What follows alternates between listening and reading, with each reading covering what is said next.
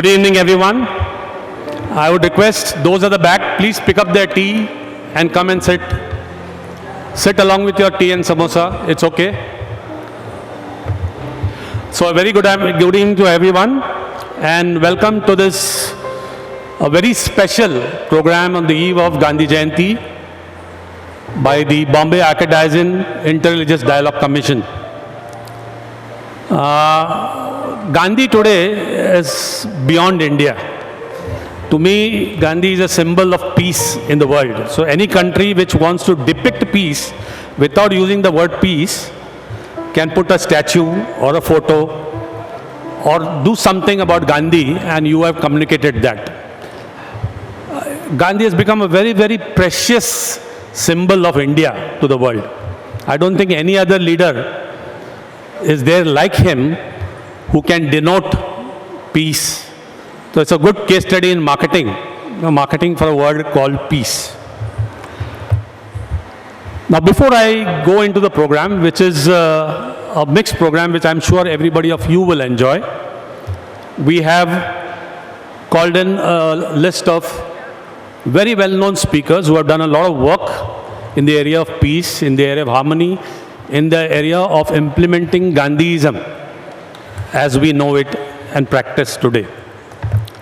Before that, I would like you to know that you are attending this program today is because of an organization of the Archdiocese of Bombay called the Interreligious Dialogue Commission. So I would like you to know a little background on the commission. In fact, the Bombay Archdiocese, to promote peace and harmony and goodwill, formed what is known as the Bombay Archdiocese collection for IRD or committee for IRD, which today we know as the IRD Commission. Basically, what is the role that IRD Commission plays? It plays a role of engaging with leaders of various communities, not only leaders but religious leaders of all the religions that are present in a big form in India. Now we are well known that to do this, we realized that within the Christian community itself, we need to know other religions well. And therefore, it was the prerogative and the push of the Bombay Archdiocese Interreligious Dialogue Commission that went ahead and we created a course, a one-year course called the Basic Interreligious Dialogue Course. We call it the BIRD course. So in this, we teach all the students from among the Christian community the religious meanings, the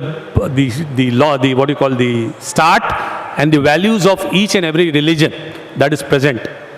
Okay, and this course is taken by the individual religious leaders and professors of that community. That means if it's a Hindu professor takes the entire thing. We have one of them sitting here today.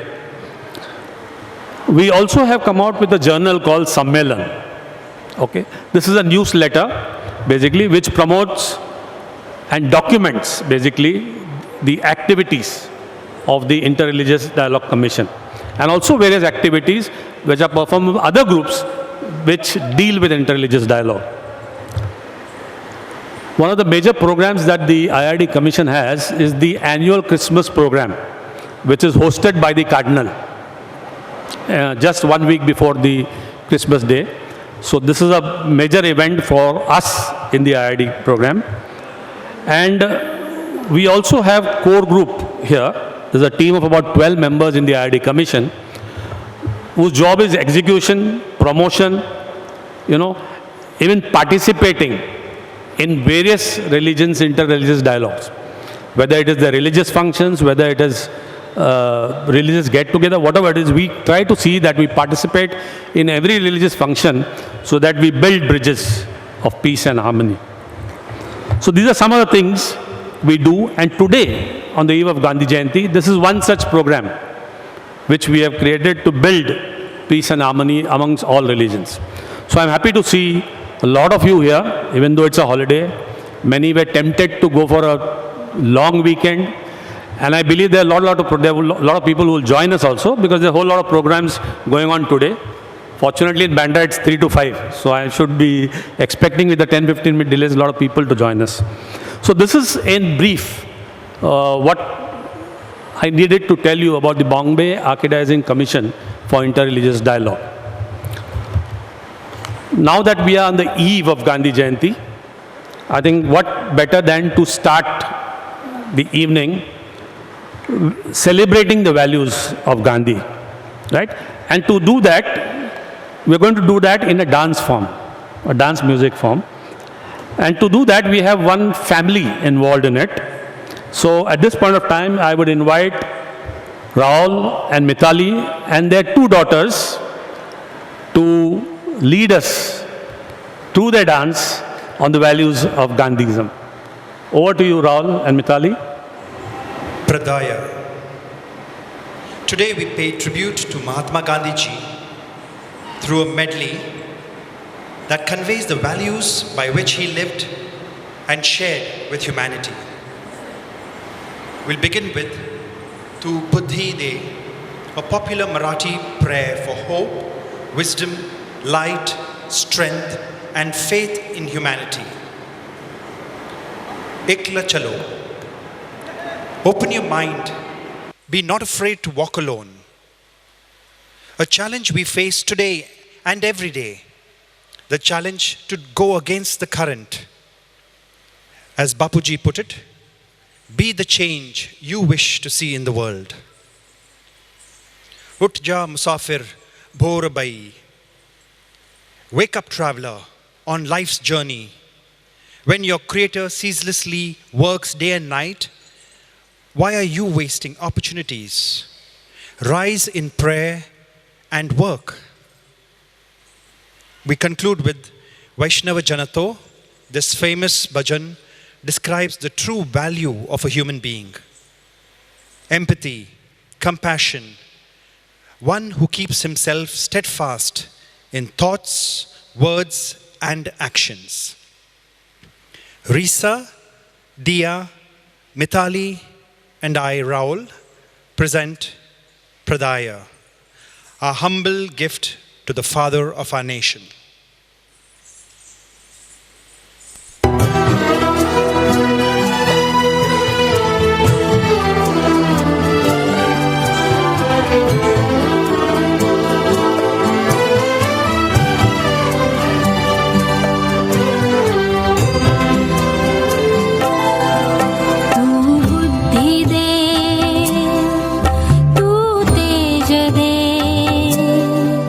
नवचेतना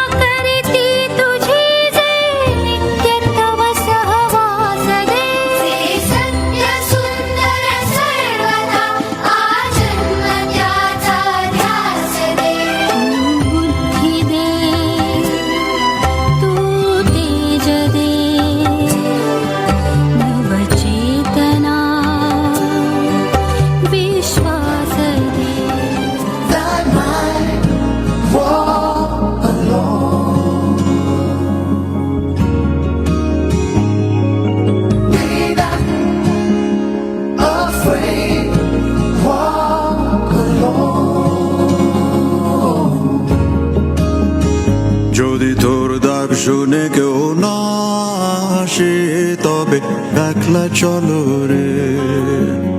যদি তোর ডাক শুনে কেউ না আসে তবে একলা চলো রে। তবে একলা চলো, একলা চলো, একলা চলো, একলা চলো রে। তবে একলা চলো, একলা চলো, একলা চলো, একলা চলো রে।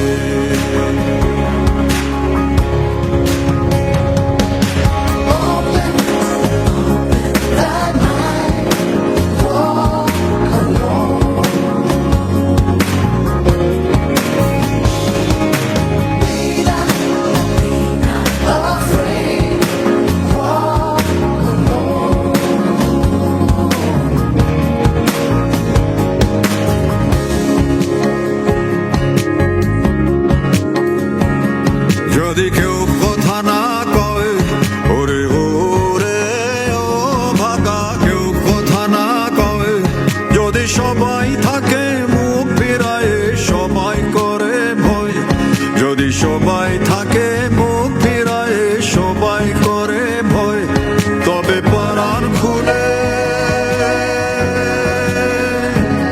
তবে পরাণ খুলে তুই মুখ ফুটে তোর মনের কথা একলা বলো রে। ও তুই মুখ ফুটে তোর মনের কথা একলা বলো রে। যদি তোর ডাক শুনে কেউ না আসে তবে একলা চলো।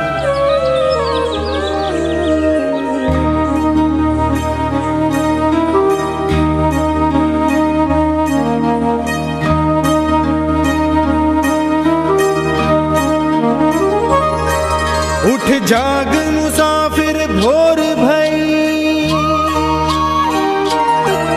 उठ जाग मुसाफिर भोर भई, अब रैन कहाँ जो सोवत है, जो सोवत है वो खोवत है, जो सोवत है वो खोवत है, जो जागत है वो पावत है। उठ जाग मुसाफिर भोर भई, उठ जाग मुसाफिर भोर भई।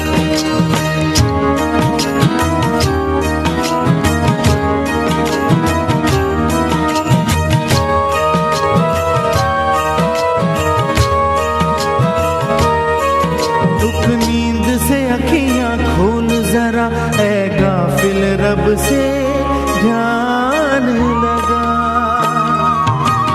दुख नींद से अखियां खोल जरा, ऐ गाफिल रब से ध्यान लगा। ये प्रीत करन की रीत नहीं, ये प्रीत करन की रीत नहीं, रब जागत है तू सोवत है। उठ जाग मुसाफिर भोर भई, उठ जाग मुसाफिर भोर।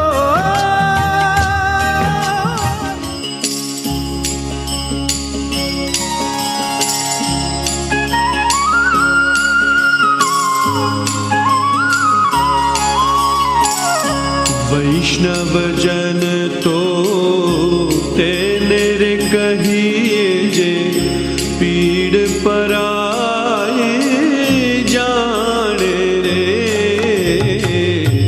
वैष्णव जन तो तेरे कहिए जे, पीड़ पराए जाने रे। पर दुखे उपकार करे तोय मन अभिमान आने रे। वैष्णव जन तो तेरे कहिए।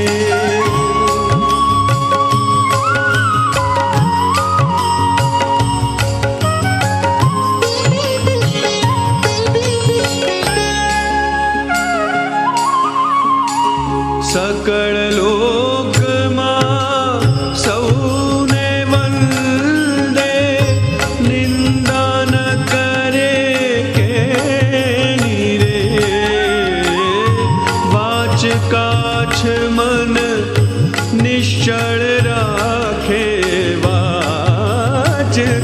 लक्ष्मण निश्चल राखे, धन धन जननी तेनी रे,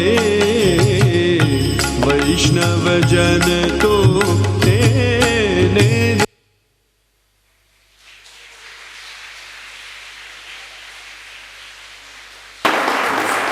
Let's give a big hand to the family, Raul, Mitali, Risa and Dia. Very well done. I think they have managed to get us into the mood of Gandhiism. And the next, I would like to invite the Samanvayam IRD member teams for a Gandhi bhajan before we move into our program. The Samanvayam team from Baikala. My dear sisters and brothers, we've just heard, and not only heard but seen also the beautiful prayer dance that has put us into the mood of this great life of the Mahatma. The last couplets that they performed on Vaishnava Janato, you saw it in the dance form. Now you're going to hear it in the vocal form. And let's deeply imbibe the spirit of Mahatma Gandhi ji. For Vaishnava Janato is nothing but a synonym for those who have compassion in their heart.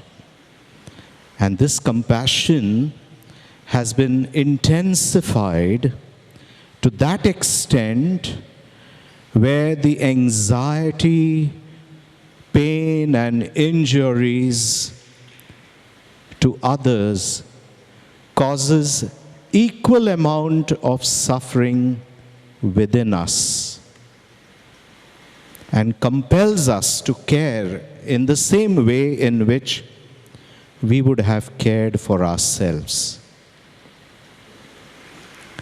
Yes, the slogan does inspire us as it indicates a possibility of inclusiveness where no one is separate. It gives us the possibility of being one. It gives an opportunity to be one with the whole. There would be no one as other. We are one, not together, but one, and really one. An utopia, agreed, but an utopia that is achievable.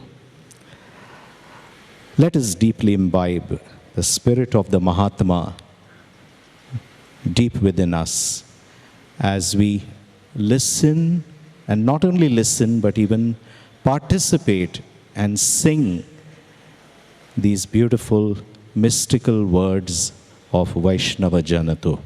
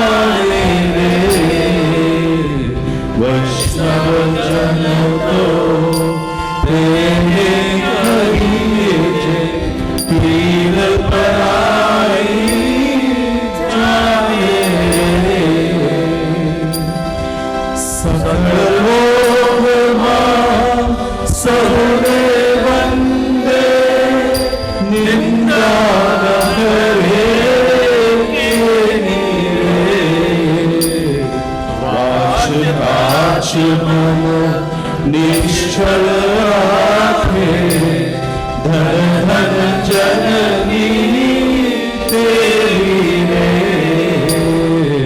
वैष्णव जन तो तेरे कहिए जय पीर पराई जाने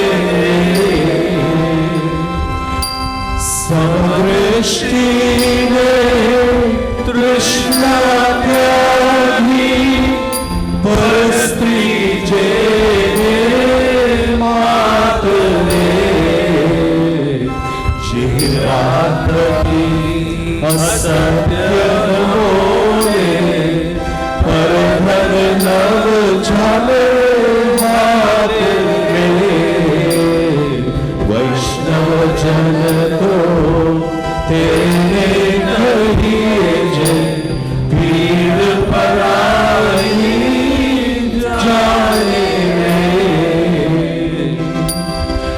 मोहमाया व्यापे नहीं चेने दृढ़ वैराग्य जेना मन मारे राम नाम शु तारी लागे सकल विरत देना तन मारे वैष्णव जन तो तेरे कहिए जय पीर पराई जाने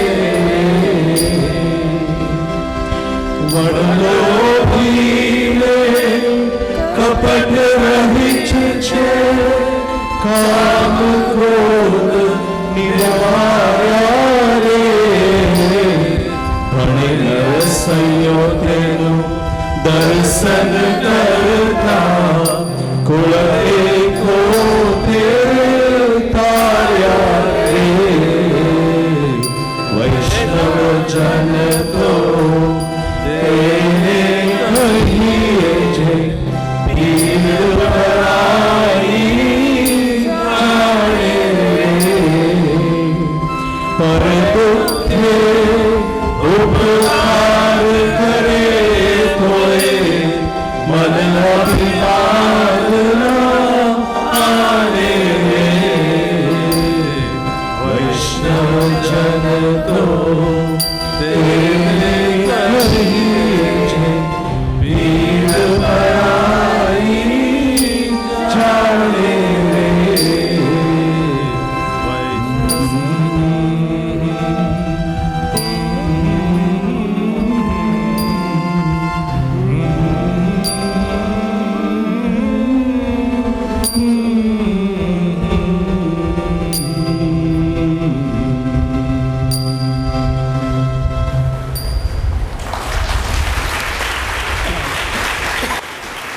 I think we have been now immersed into the Gandhi mood for today. And now we come on to our core program this evening, for which all of you have collected. You have seen the theme, Gandhi and the idea of India. This is a theme which we have kept in remembrance for the father of the nation, Mahatma Gandhi. So to moderate this session, we have an eminent moderator. Most of you may know her, but I think it is my duty to introduce you to her. She is Dr. Brynel D'Souza, who is the chairperson of the Center for Health and Mental Health, School and Social Work at the Tata Institute of Social Sciences. Her areas of expertise are public health, health rights, marginalization and health activism. She teaches health and development, health policy, comparative study of health systems, community health, social action and advocacy in the field of health and human rights at the TSS. She also has a rich experience at humanitarian work. She has worked in Sri Lanka on psycho-social care during the tsunami in 2004. She has also worked during in Gujarat during the Bhuj earthquake and the Godhra riots, and was also involved in the post-riot work in Muzaffarnagar through student field work in 2013. She was closely involved in the rehabilitation after the Mumbai riots in 1993, and she actually formed a network called Mumbai Response during the pandemic. Brynel has also been part of the fact-finding missions. In September 2019, she traveled to Kashmir on a solidarity and fact-finding mission as part of the 4-member delegation. She is the coordinator of Justice Coalition of Religious West India, the JCOR as it is known, which is a group of 19 NGOs, accredited to represent over 200 congregations of the Roman Catholic women and men at the United Nations. She is currently a member of the core team set up by the Jesuit President of South Asia for reimaging the Jesuit ministry in South Asia. I give you your moderator for the evening, Dr. Brynel D'Souza. May I request you to come up on the stage? Good evening, friends. It's a real honor to be here today amongst all of you and to be able to moderate this wonderful session. And we had a very moving beginning with the dance performance and the song, Gandhi's favorite song, Vaishnavo Jayate. We are now going to move into the main part of the program, which is a panel discussion. And before we get into the actual panel discussion, I just thought I'll share some views with you. So we know that we are going through perhaps one of the darkest times in our history. These are dark times for democracy, secularism, and freedom in India. And definitely it's time to revisit Gandhi and his vision. This should not be, an annual celebration. We really need to reclaim Gandhi.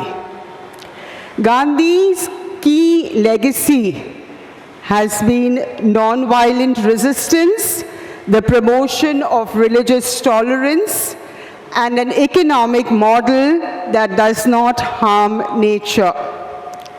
He was also a staunch advocate of democratic decentralization through the Panchayati Raj. His vision for a secular India encompassed a nation with any and even no faiths played a central role.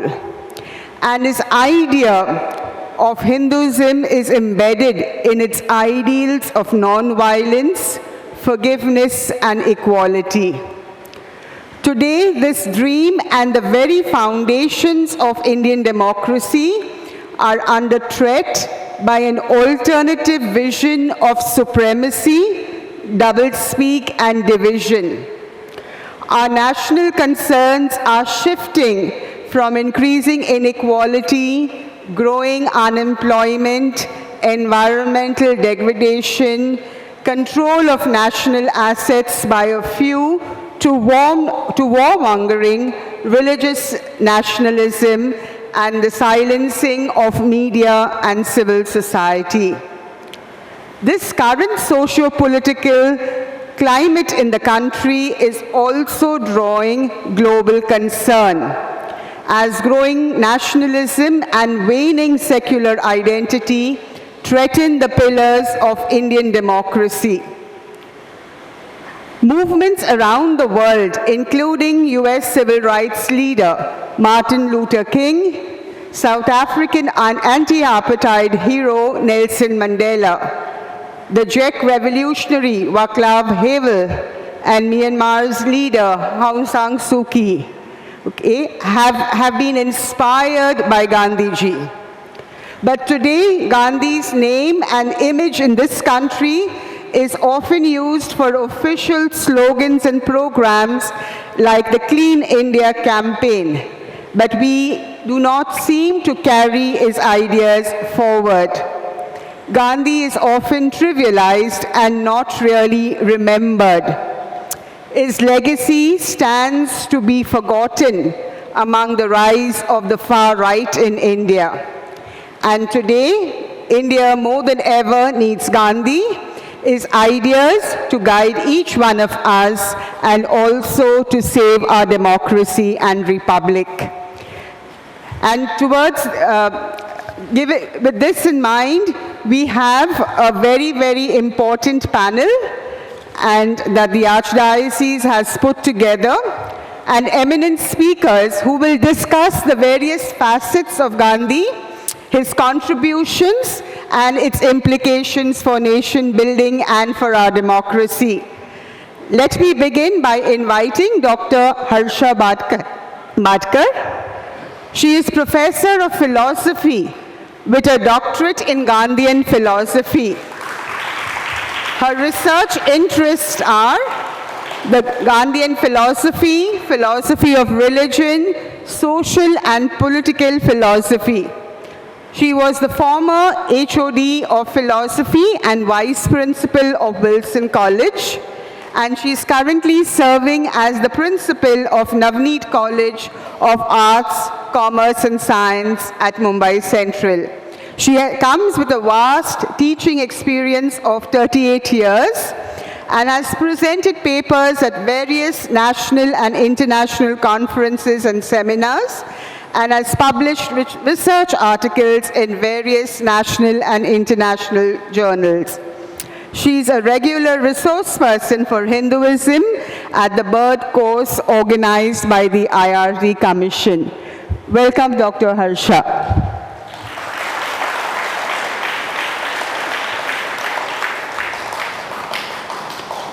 Our next speaker is Dr. Prasad Tigalapalli. He is a professor of student startups at the National Institute of Industrial Engineering, NITI, which is currently known as the IIM Mumbai. He is founder, NITI Center for Student Enterprises. A tailor turned professor, very interesting. He tailors higher education to make it suitable to the poor. He believes that the current spending-oriented education is not God-given, it's man-made academics. He works to create educational innovations without spending too much money and creating economic value. He has designed and implemented innovative pedagogies for learning excellence. He has set up the Higher Education Forum in September 2010, and he has also won the Ames B School Innovative Pedagogy Award in 2009 and 14. Welcome, Dr. Prasad.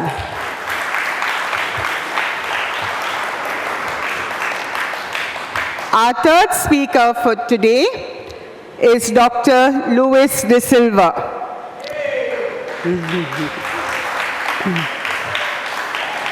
Dr. de Silva was a former professor of politics, University of Mumbai, the former president of the Bombay Catholic Sabha, former vice president of the Bombay Archdiocesan Pastoral Council, and the former president of the Newman Association of India. Notable among the books he authored is the Indian Constitution and its working, Participatory Democracy and People's Power, and the Christian Community and the National Mainstream. Dr. de Silva is the recipient of 2 Lifetime Achievement Awards. We welcome you, Dr. de Silva.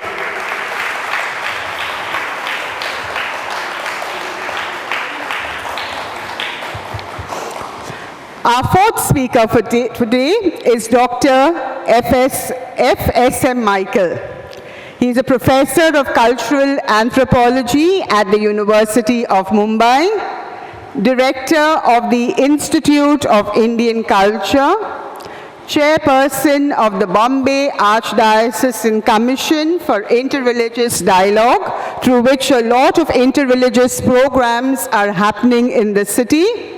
And he is also the consultant to the Pontifical Council for Interreligious Dialogue at the Vatican. Welcome, Father Michael.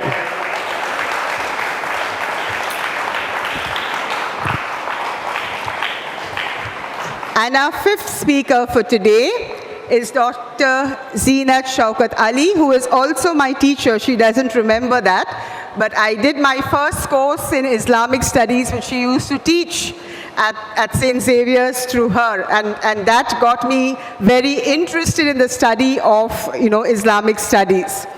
So she's the founder director, Wisdom Foundation. She did her PhD in Islamic studies from the University of Mumbai, and she has taught Islamic studies at St. Xavier's College for several years. She is attached to several prestigious organizations and institutions and has stood as a champion for the cause of Muslim women and has authored several books: Marriage and Divorce in Islam, An Appraisal, The Empowerment of Women in Islam, Winning Peace, A Quest. She is on the governing body of the Department of Interreligious Studies at St. Xavier's College, Mumbai. She is also on the panel of Islamic Studies, National Council for Promotion of Urdu Language, which is the nodal agency under the Ministry of Human Resource Development, Government of India, for promotion of Urdu language in New Delhi. So welcome, Dr. Zeenat Shaukat Ali.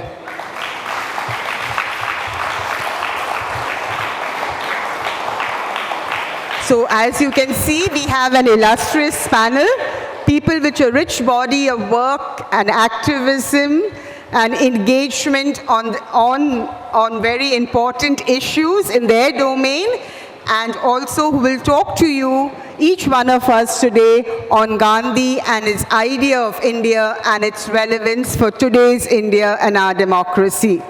Okay, so each of the speakers will have 10 minutes.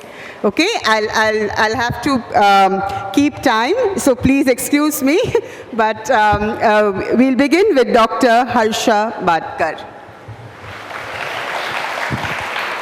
First of all, I thank the organizers to give me the opportunity to present my views on Gandhi and his view of India. It is very, very pertinent at the moment to think about this particular issue, because what we witness, as the moderator has already laid the idea in front of us, that where we are going today is, I don't think, in the direction in which Gandhi would have wanted us to go. So we say that Gandhian era, which began in around 1919 and it ended in 1947 with independence. Because after that, nobody really bothered to implement Gandhian ideology in practice. And I personally feel that this gap between what is and what ought to be in the eyes of Gandhi is because his ideas has always been very idealistic, so to say. And if you can look at the audience also, there are so many empty chairs here. The reason behind is people feel Gandhi is outdated. Why do we now keep talking about Gandhi? Enough of Gandhi, now we need to go ahead. So that's how the approach in the country has always been post-independence. And as the moderator has put in front of us, the scenario which is there in India at the moment, with the socio-political situation in which we are placed, we are actually moving totally against the Gandhian dream.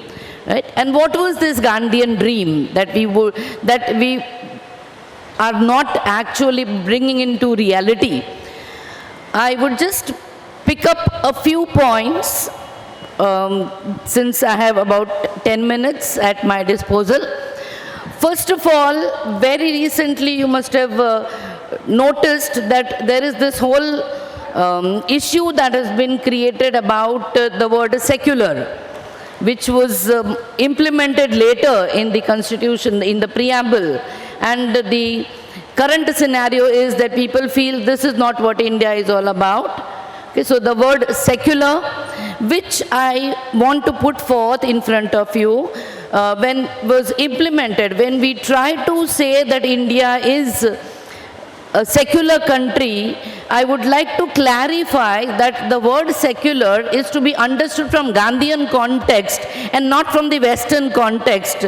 Because I always talk about the Western notion of secular is sarva dharma abhava. There is absence of religion, and that is not what actually suits our culture that we call the Indian culture, because Indian culture is rich of diversity and we have so many different religious views prevailing and followed by people that it is not possible to have a country where there is no religion.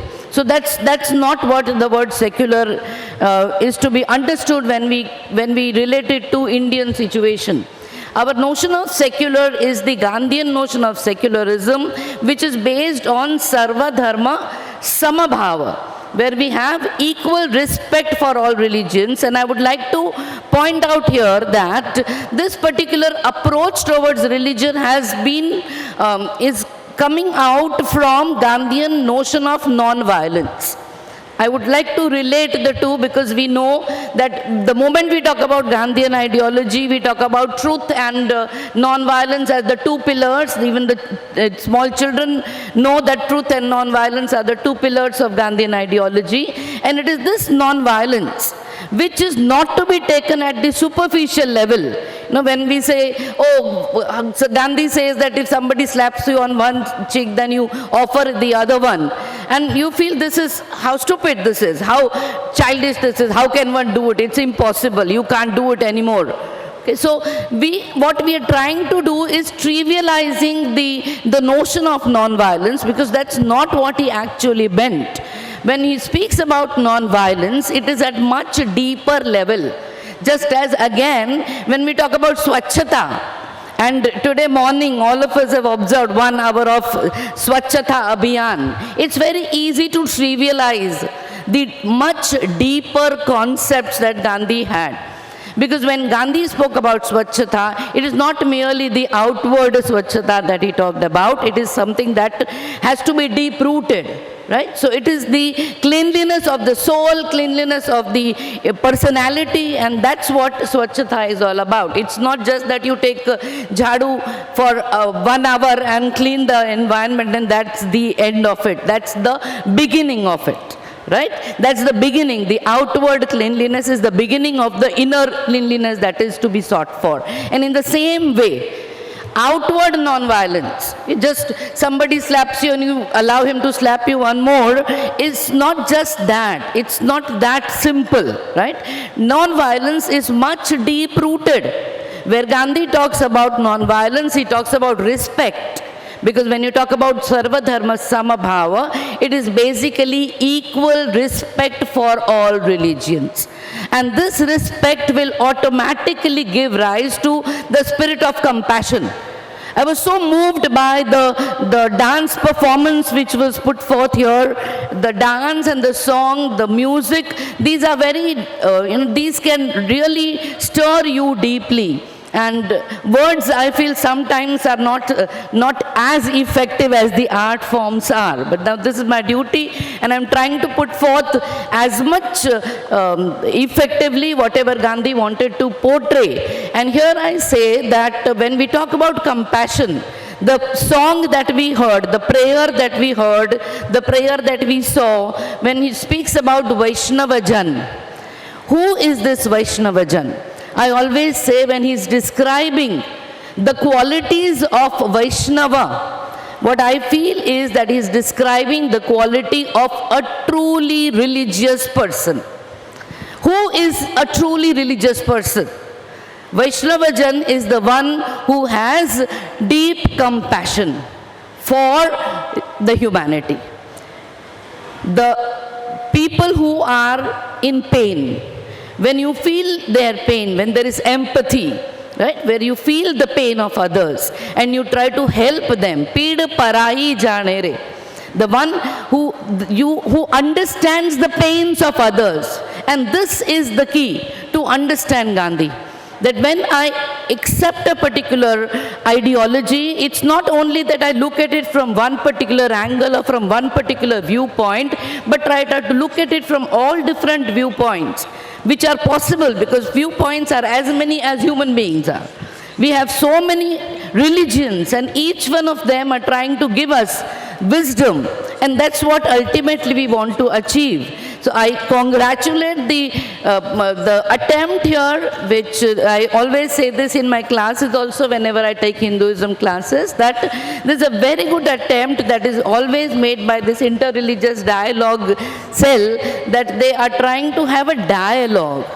Dialogue is something absolutely essential for secularism. Am I done with my 10 minutes? 2 minutes more, okay. So, what is it that dialogue means? When you have a dialogue, it means you are ready to listen to the other person. It's the approach of understanding, then accepting, respecting, and having compassion. These are the pillars of Gandhian non-violence. And just because he says something which is practically not possible, it does not mean that you have to just ignore Gandhi. Gandhi cannot be ignored. The more we are going in the different direction, the more relevant Gandhi is becoming day by day. And this is something that we all will have to realize, that Gandhi cannot be outdated, and it's the whole world today which has accepted the significance of Gandhian concept of non-violence, because that the Gandhi's birth anniversary has been celebrated all throughout the world. It's not just that therefore Gandhi is the Indian figure. He is significant not only for India but for the whole of humanity. And his nationalism, therefore, today the word nationalism has been misinterpreted, the word secular has been misinterpreted, the word socialism has been misinterpreted. We need to bring back the original meaning, because India has always been secular. It is never that we have monopoly of any one particular religion in India, and therefore you cannot really separate Indian culture from secularism. Non-violence is embedded in each and every religion. You talk about Hinduism, talk about Jainism, talk about Buddhism, there is non-violence there. And Gandhi himself said that I'm not giving anything new, I'm only reiterating what is already there in Indian culture. So we have to go back. We've gone astray, we have to come back to the right path which Gandhi has shown to us, and that is the relevance of Gandhian concept of India, because that is what will give rise to Sarvodaya, that is what will be true Swaraj, because Swaraj is not only the rule of one particular government, it is where each and every individual becomes free. So it's the freedom of each and every individual, and that Swaraj can come only through Ram Rajya. That is again not to be interpreted wrongly. Ram Rajya only means Rajya of goodness, because Ram represented good. So it's not again the Rajya of Hindus, but the Rajya of goodness. And with this hope that we will come back to this Ram Rajya through Swarajyas, our own control, that we will achieve the Gandhian dream of India. Thank you very much.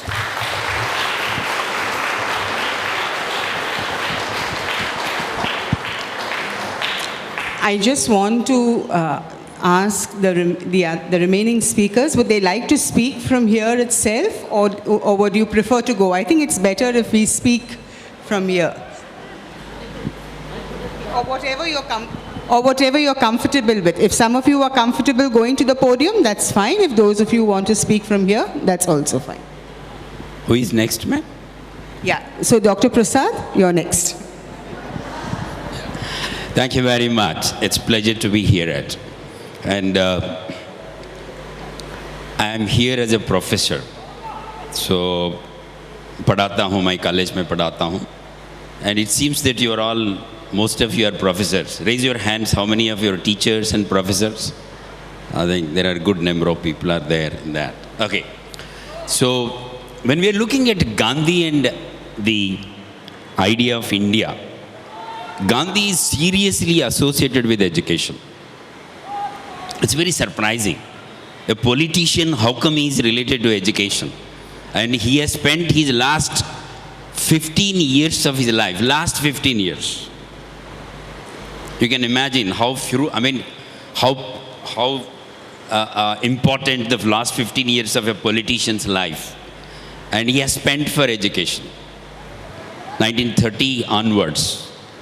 So that is the education why Gandhi is related to. Gandhi is interested to build a new India. When you're talking about idea of India, एक ऐसी भारत बनाना चाहता है कि that is his idea. So that is Hind Swaraj, Swaraj Bharat, self-rule Bharat, self-rule Indians. Actually, it's more than India, it is about Indians. Every Indian should able to rule himself or herself. That is the Bharat, the Hind of Bapu. So he thought the key for it is education. That is the reason why he came to the constructive program of education, prohibition. There are interreligious dialogue, 2-3 things which he insisted in the last 15 years of his life.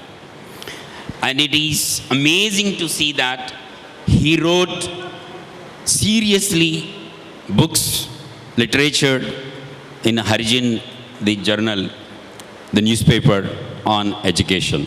And this is published as a book called Towards New Education. I appeal to you all that just have a glance at it.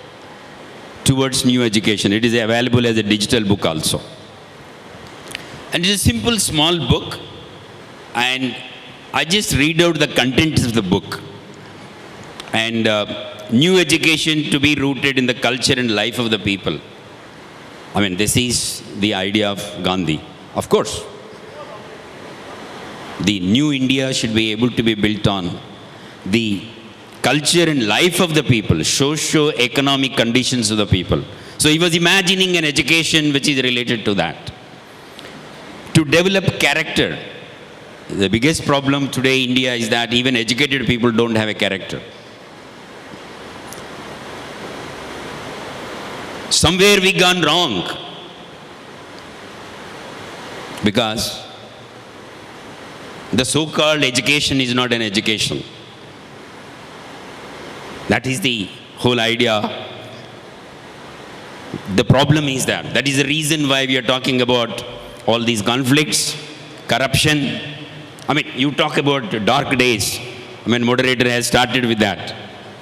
Yeah. Somewhere we went wrong. Where we went wrong is the education.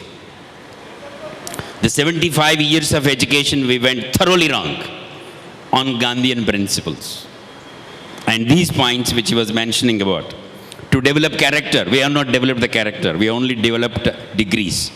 हम colleges में degrees बांट रहे, school में खिचड़ी बांट रहे, college में हम degree बांट रहे. Character is a bigger issue for it like that. And Gandhi insisted very clearly saying that we can develop character, his methodology, his method of education. No mere textbook learning. These are his concern. A politician is talking about so clearly about it. To teach self-reliance and respect for manual labor. I mean, higher education or any education today is basically a license for leisure and also idleness.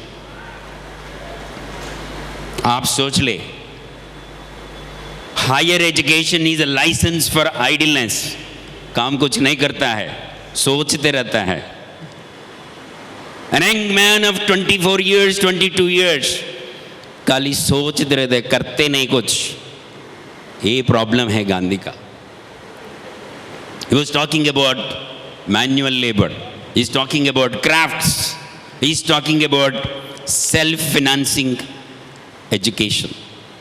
खुद अपने पैर पे खड़े होने की पढ़ाई हमारे लिए जरूरी है.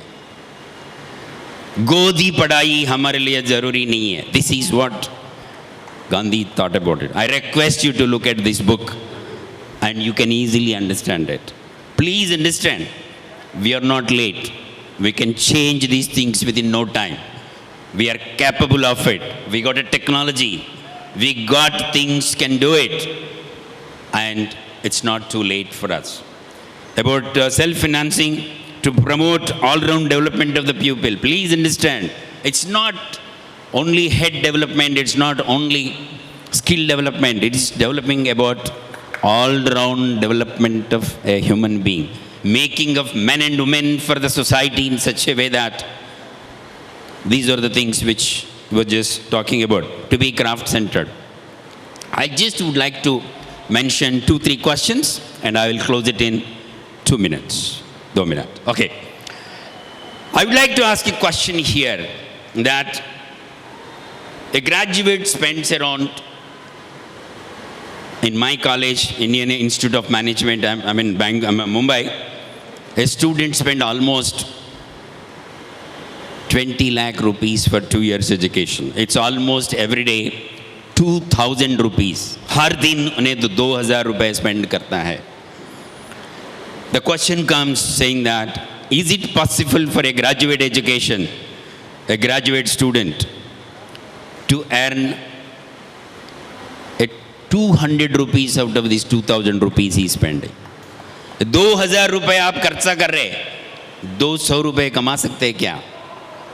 And Gandhi has proved with the school children that they can earn and sustain on their own self. School children, नन्हे मुन्ने छोटे मोटे बच्चे से ये करवाया था. So friends, why we require such an education? We want to teach values. We want to develop all-round development of human beings, students, youth. And we got a 4 crore students. Every year 1 crore students are coming out of the colleges and begging for jobs. They are raising naras saying that, हम क्या चाहते? Naukri, naukri. We don't have naukri. So we have to create productive people. We have to create self-reliant. We call it as Swavalamban, Atmanirbhar people. We require Atma Gaurav people. Somebody who can stand on their legs has got a Atma Gaurav. गोदी में बैठ के पढ़ने वाले को आत्म गौरव नहीं रहता है. I wish to tell that I got educated as a tailor. I'm a darji हूँ. I'm a good tailor rather than a good professor. I can stitch your pant shirt. ये पूरा साड़ी के लिए मैं ये फाल अच्छा लगाता हूँ मैं. So I worked as a tailor and supported my BCom, MCom, PhD education. ताली दे सकते हैं आप, कुछ प्रॉब्लम नहीं है. But I am sure that we can make this education much more productive. There is no need for a student to do a tailoring. A BA, BCom, MSc, MCom, MSc, mathematics, sociology, anthropology. Everybody can be able to be sustain themselves on that. That kind of education Gandhi was looking at.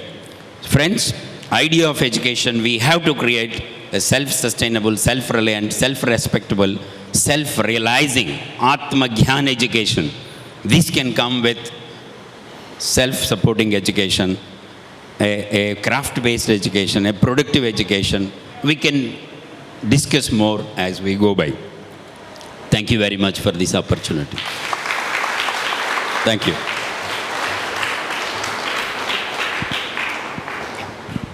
Our next speaker for this evening is Father Michael.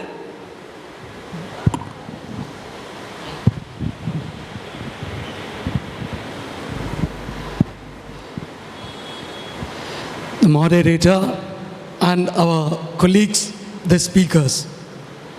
As I understand, Gandhi is very much rooted in his culture and also very much rooted in his religion.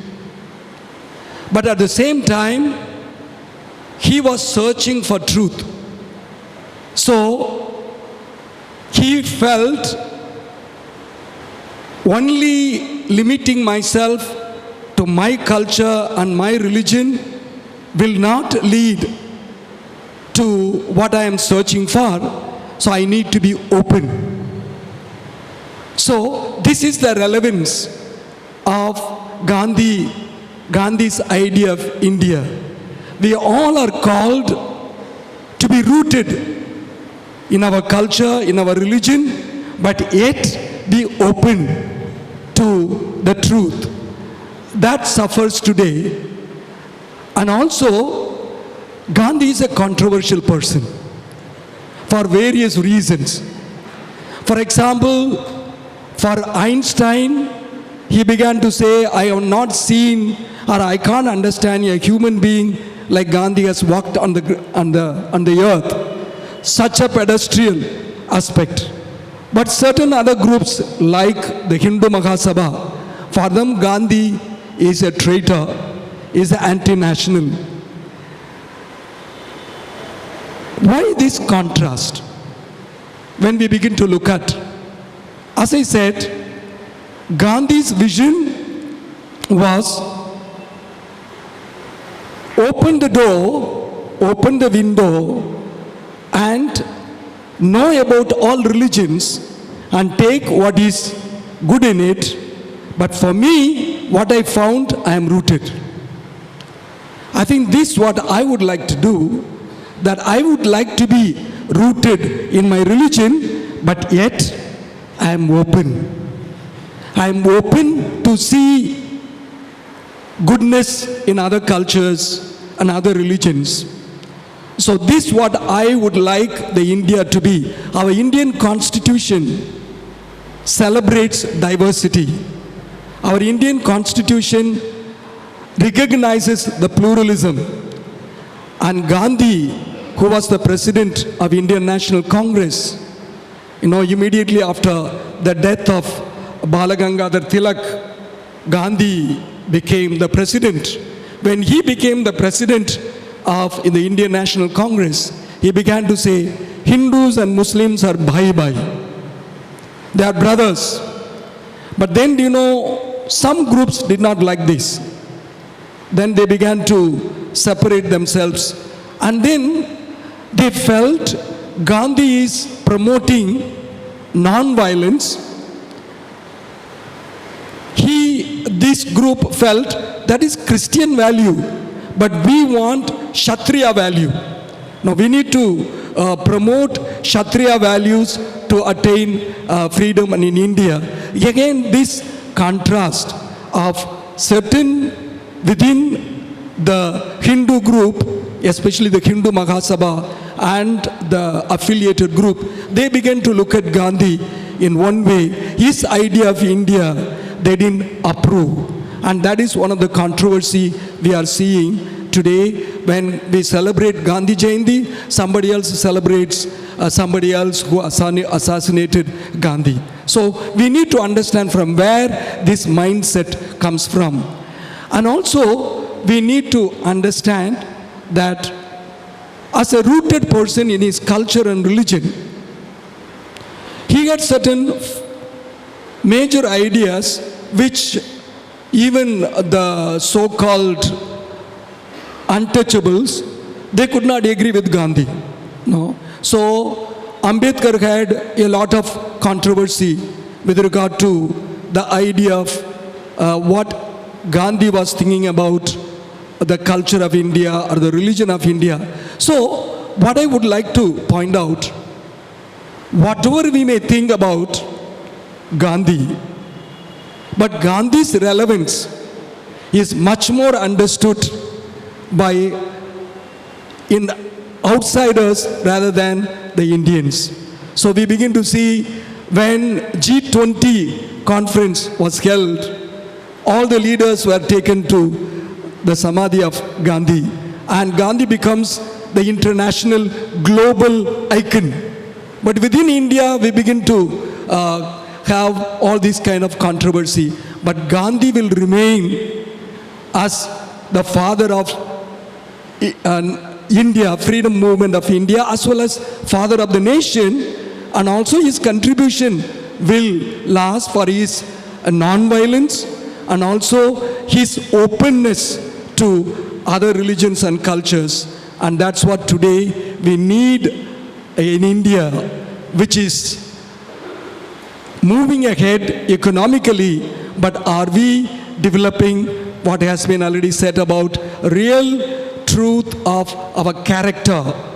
That is a very big challenge for us. So you and me, as we are on the verge of celebrating Gandhi Jayanti, let us take some of these good elements of Gandhian thought to build modern India at the time India is going through difficult times. Thank you very much.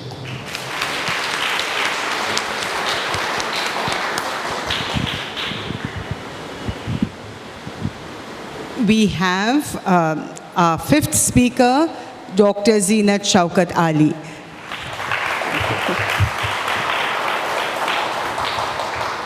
Salams, namaskar, and good evening. I express my deep gratitude to Advocate Stanley Fernandez and to Reverend Father S.M. Michael and the organizers for inviting me on this auspicious occasion to address you on a very difficult subject and a very beautiful subject as well. Distinguished dignitaries on the dais, Dr. Harsha Bhatkar, Dr. Luis De Silva, Dr. Prasad Telglapalli, I hope I'm saying it right, sir, and Father Michael. And of course, Bernie, Brinett. I am honored to have a distinguished scholar like you in my class. See? Now, I want to take a slightly different take on Gandhi. Yes, the world has acknowledged Mahatma Gandhi as a colossal figure, one of the tallest leaders that the world has ever produced. Today, his life, his ideas, his work are of crucial importance. And, what I would like to understand is his political understanding of the idea of India. What does he want and what is he telling us?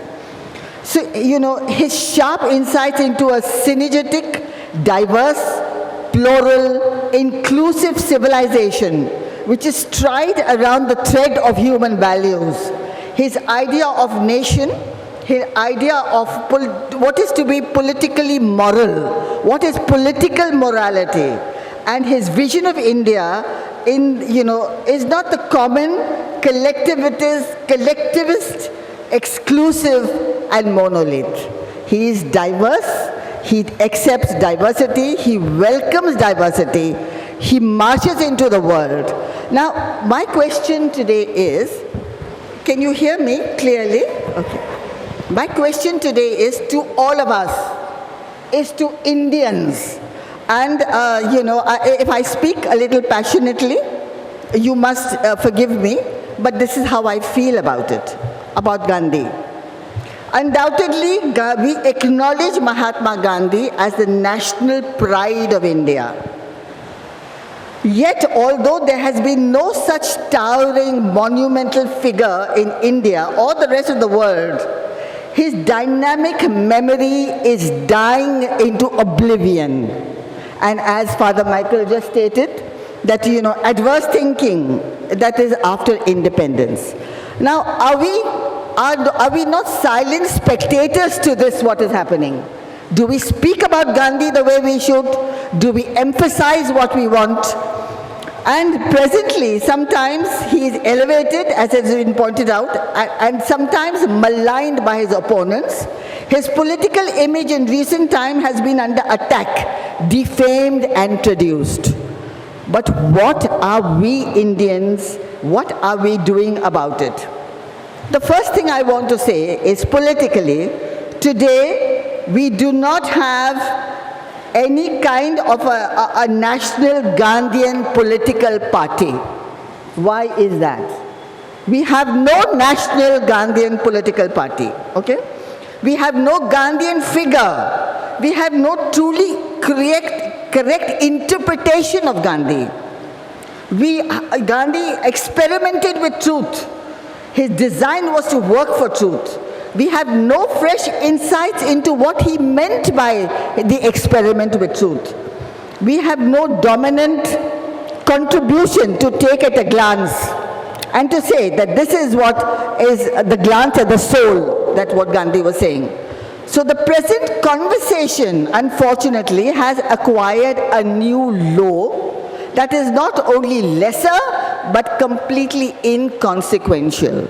We keep prattling and rattling here and there, but there is no concrete kind of action, that we are bound by.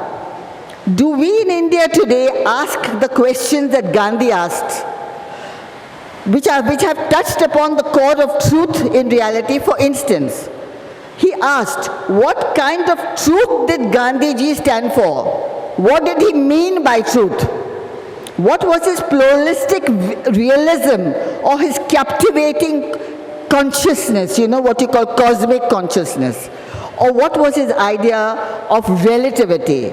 We barely seek insightful glimpses into what Gandhian's soul, his heart was saying, and the vision that he actually had for the country.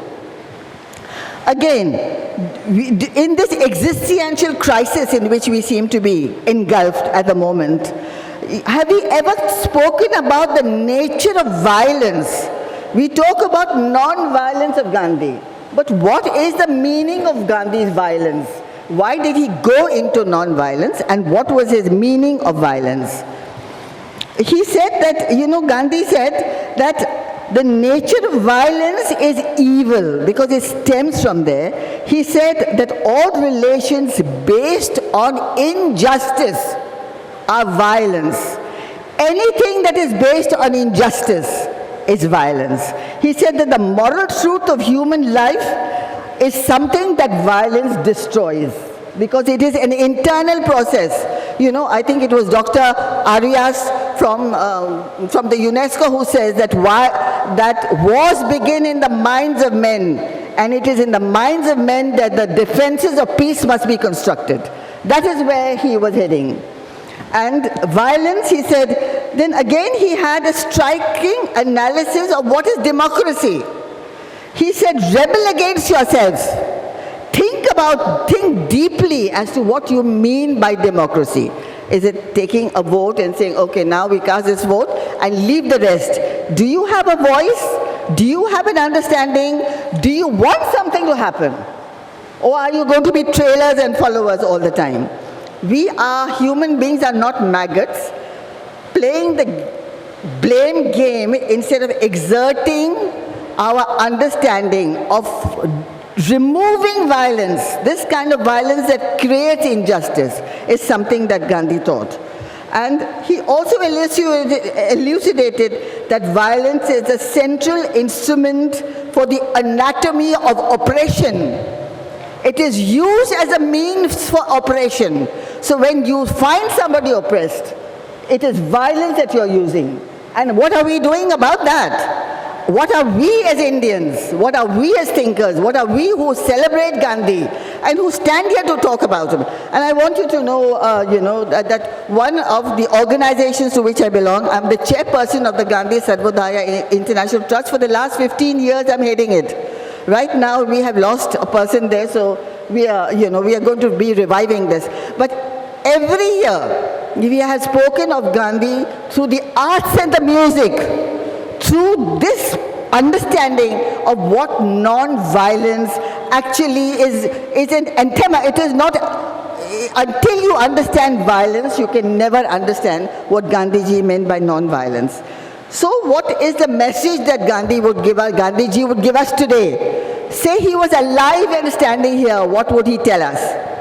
He would say, bear responsibility, each one of us. Look within. Ultimately, the power to choose or to refuse lies with you, with the people in a liberal democracy that we are. We have the power, so we need to make use. We need to make the choice by non-cooperation to say yes when it is necessary and to say no when it is necessary.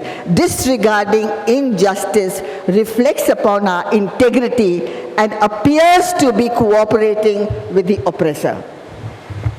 He would say, violence is evil, it castrates the truth, it violates the moral principle of life, and it does not succeed. In the long run, you have seen the world wars. Who won? Who? You destroyed Nagasaki and Hiroshima, but who has won? We are all losers in the game. So replace it with ahimsa.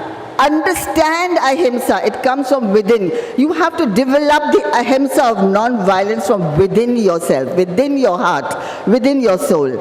And he would tell us today to build a society based on goodwill. Our responsibility is to animate peace.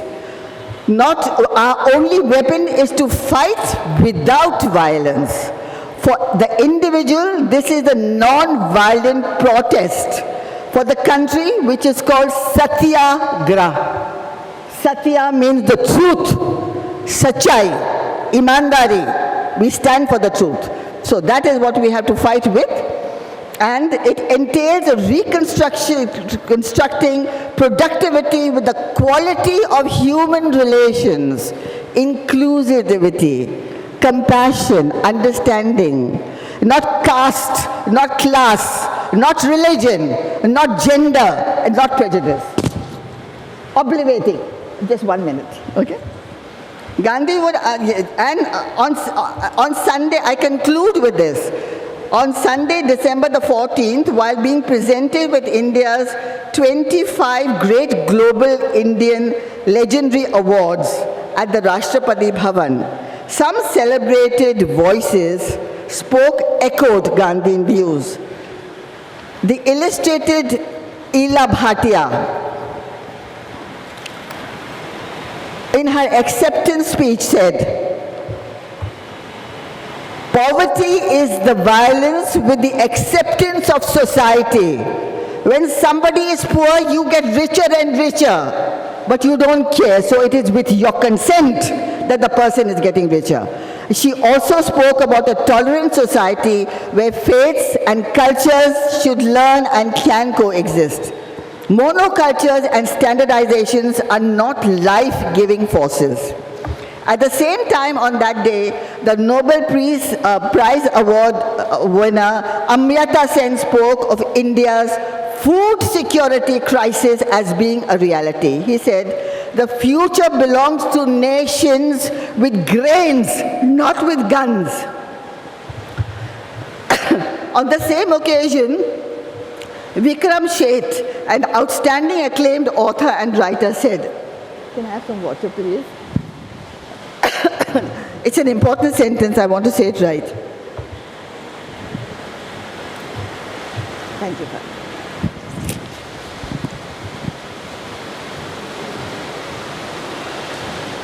On the same occasion, Vikram Sheth, outstanding acclaimed author and writer, said, and I quote, "Accepted intolerance is violence with the acquiescence of society.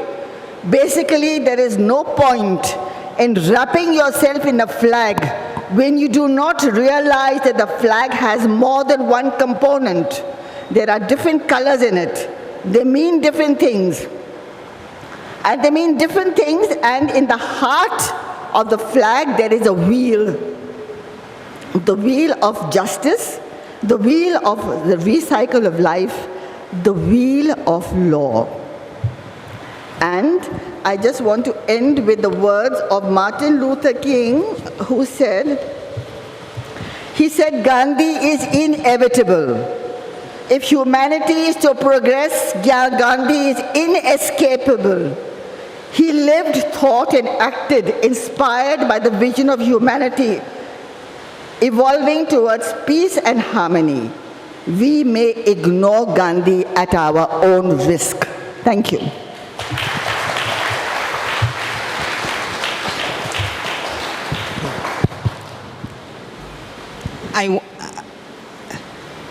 This has been a very fascinating panel.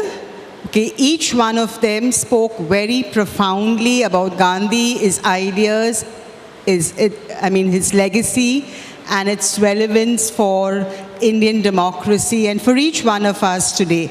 We now will have a 10-minute round of question and answers. So please feel free. We want engagement by all of you. So we'll take a set of questions, or you can raise your hands, and you can even tell us whom you specifically want to direct your question to.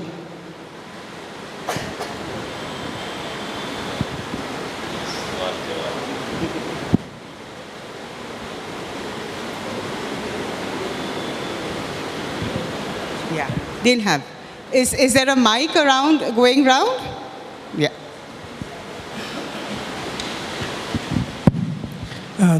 Thank you, all the panelists, for their excellent talk on Gandhi's idea of India.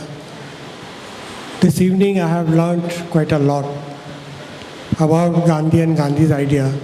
It's not a question, but just a comment that one thing that is very relevant so far as Gandhiji is concerned is that Gandhiji was not a nationalist. He did not believe in limiting himself to Indian nations or Indian concept of nationalism. Nationalism was relevant to him only insofar as anti-colonial struggle was concerned, but he expressed his solidarity with all people who were under colonial oppression, Palestine, for example, or all other colonies. Today, the whole slogan of nationalism and Hindu nationalism or even Indian nationalism as being, we aspire to become Vishwa Guru. This was not something that was in consonance with Gandhian ideology. It was liberation and inclusion of all, seeing goodness in all, fighting evil. Thank you. Thank you. Yeah, so like Irfan was saying, you may not necessarily have a question. You may also want to make a comment. Please do so, but keep your questions and interventions short. Yeah. Good evening, and please excuse my voice. It's a bit hoarse due to the pollution. Thank you very much. I'm very touched and moved with all what you had to say. You all are experts on Gandhi. Could I ask each person, each gentleman and lady who was in the panel, to give us 1, 2, or 3 points each in brief, how we can use the Gandhian philosophy and practice to counter what is going on in our country now with the present political dispensation, which is destroying the secular state, the constitution, and the minorities. Thank you. Yeah. Can we have a couple of more questions before the panel takes over? Yes, sister. I'm Sister Maria Suzette from Apostolic Carmel Convent, Bandra. I have 2 observations to make. First is, one of the panelists spoke of speaking up. So I have come from a place, Kashmir, which is on a hit list, so to say. So when you speak something, if the person happens to be a government official, the next day suspension order comes in, or the arrest warrant comes in. So when we speak up, if that freedom is not there, and when we speak, if that voice is not heard, rather you become a hostage, then where is the platform to express ourselves? That is number 1. Number 2, we have just spoken, and Mahatma Gandhi's autobiography, My Experiment with Truth. Just now, the news that we listen or we watch be it on television or on social media, it's all fake news. I'm sorry to say it's fake news, but rather it looks as if it is fake news, because sometimes when a person comes to me and tells me something, when I really check on it, it is rather a distorted version of what the speaker really spoke. So from that perspective, so we are being fed with news or information which is not whole by itself. So from that perspective, what is it that we need to believe as truth prevailing in our country at the moment?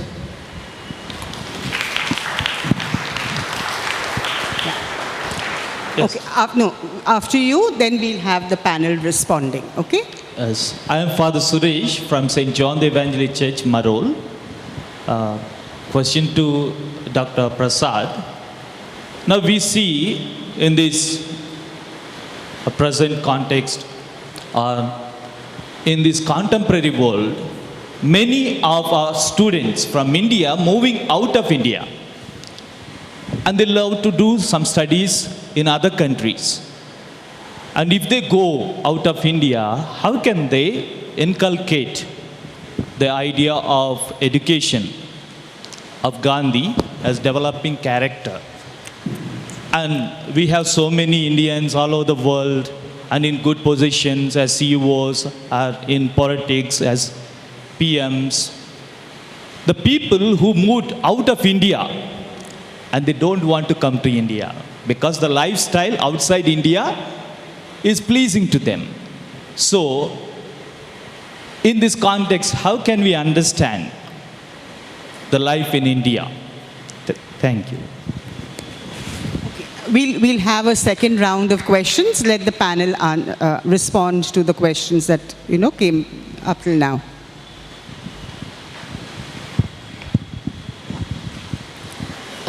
As Sir asked for 3 points to be implemented, first of all, I said already in my talk that we will have to develop the spirit of tolerance, which we can do at the individual level. We say the charity begins at home. Gandhi himself said that my message lies in my life. It is the life as the example. You have to live by example. So we, implementing Gandhian ideology, will at least make an attempt to change ourselves.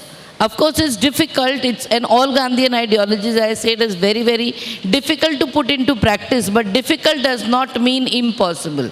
When Gandhi spoke about the struggle, when he talked about Satyagraha, people in the beginning felt it is impossible. But then it is the same Satyagraha with which we were able to get freedom. So initially we may feel it is difficult, but it is our duty to put ideals into practice at our level. If I do it, only then I can expect the others to do it. So if I have to begin with ourselves, be open, have spirit of tolerance, and tolerance here does not mean that you are tolerating somebody, but that you have respect for the other. Because it's always that if you want respect from others, you can't claim, you can't demand respect, right? You can't say, all of you will have to give me respect. That will never happen. It is only that you have to start respecting others. So the moment I respect you, I generate that respect in you towards me. It's always give and take. And when we say give and take, give always comes first and then take. So I feel this is one point that I would like to put forth, and there are others who can put for other views.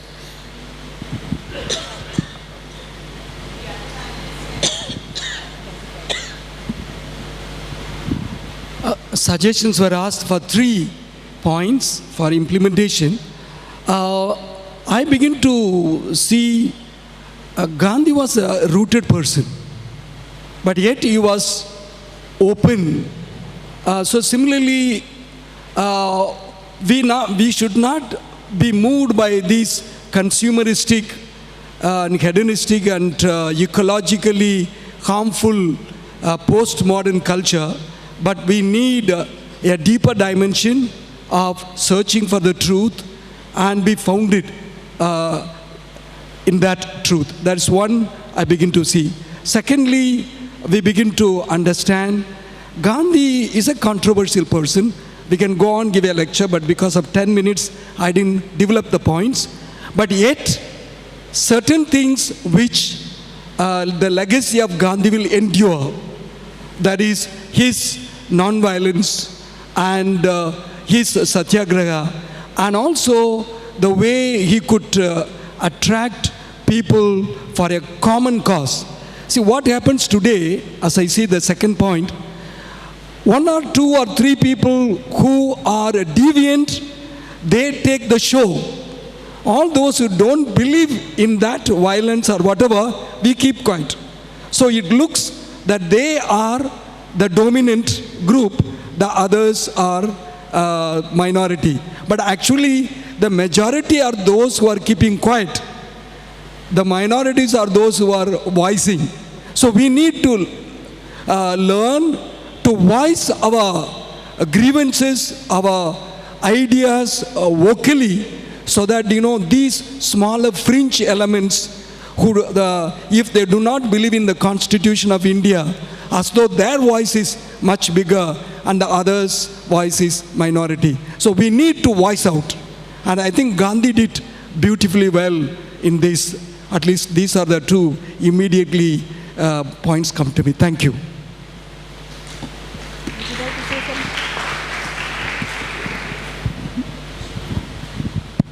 My friend asked about the advice I should give to somebody who is in abroad. And this gentleman got me the question, and I have to answer for the third person who is there in that. That's what I understood of the question. So, Gandhi is all about my experiments with my truth. मेरा सच्चाई मेरे लिए मैं क्या करना है, मैं सोचना है. And an interesting part of it, like Atma Shodhana, when you say, the American person should find out his truth. My dear friend, don't take my satya to him and say that no, this is what he should do it. And I should find out my truth. Actually, I am leaving to find out my truth. So, it is everybody's responsibility to experiment their lives and find out truth rather than Gandhi's truth taken as truth for myself. No. I am leaving for myself to find out, every one of us to do it like. Thank you very much. No.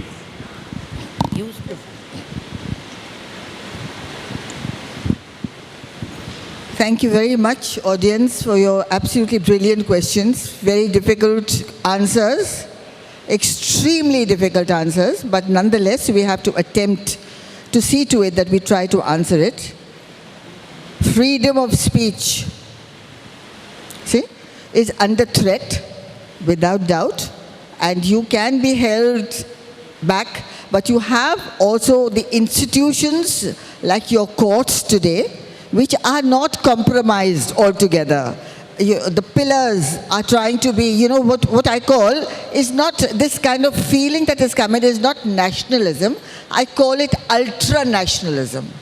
When ultra-nationalism comes and you make it a weapon, and you make it a weapon for a vote, and you try to gather public opinion on the basis of that, that is something that we have to tackle, how to unknot. It requires some thinking, it requires all the best brains of the country to sit together, it requires dialogue at every different level, and there are no easy answers, but there are answers.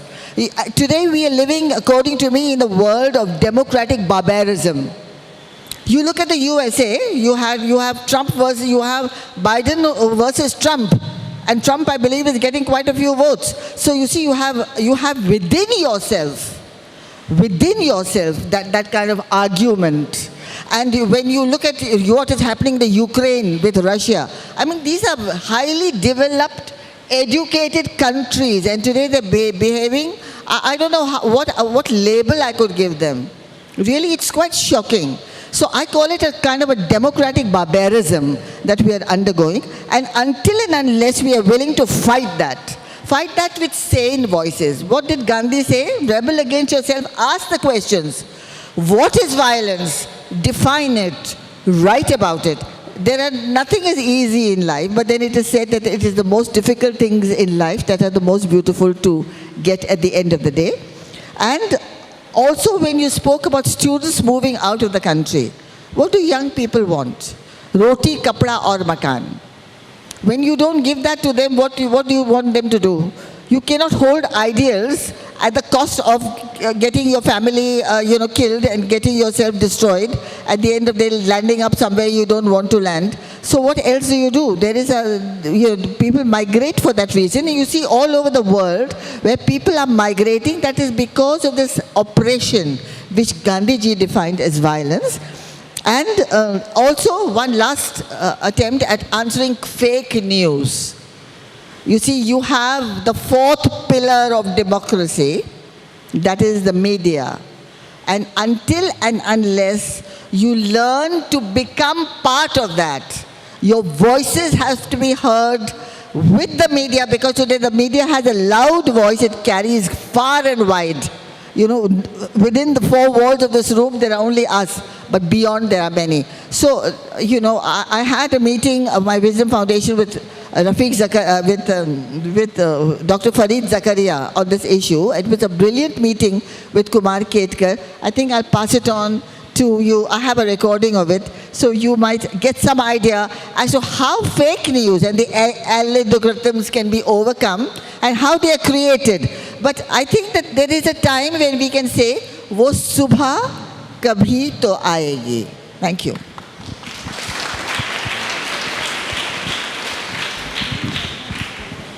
We'll now go to the next round of questions. Yeah, if anyone. Yeah, go ahead. Good evening, one and all. Thank you, panelists, for your wonderful views on Gandhian principle. I am Gladwin Lewis. I am an alumni of BIRD. My question is, current government is following the Gandhian principle. I'll tell you how. They follow a two-sided approach. When they go to the international market, they follow the Gandhian principle. When they are in the Indian market, they follow the Gujarat model.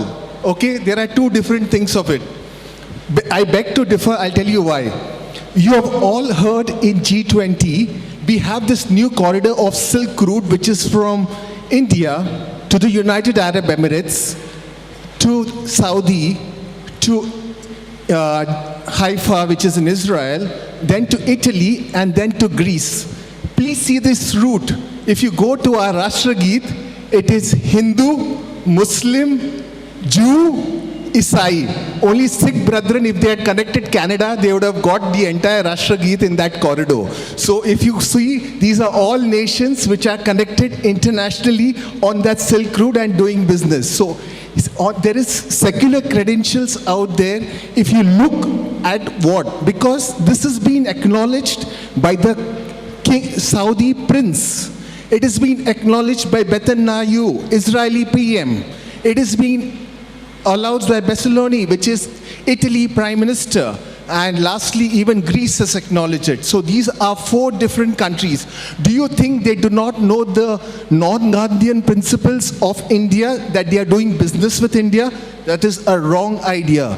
While what they are following in India is a completely different, that is a Gujarat model, which is to win elections over elections. That is one, that has become a successful formula, which they are following, which has won them elections. Excuse me, can you keep your intervention short? There may be others also who will want to speak. I just want to share my views so that everyone knows what I want to convey. Because I'm the only one who may be begging to differ from the everyone's principle. That's why I'm saying it loud and clear. So it is a two-sided approach, which I would like everyone out here to know.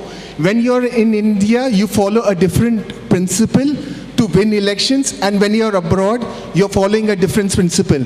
Also, it is the current government which got the African Union of all countries inside. Gandhian principle would love African nation, which is Nelson Mandela, to come inside. So this is my views. So what are your views? Do you think the current government is not a two-sided Gandhian principle or a single-sided Gandhian principle? That's my question. Thank you. Any other questions or comments? Yeah, the one with the orange t-shirt.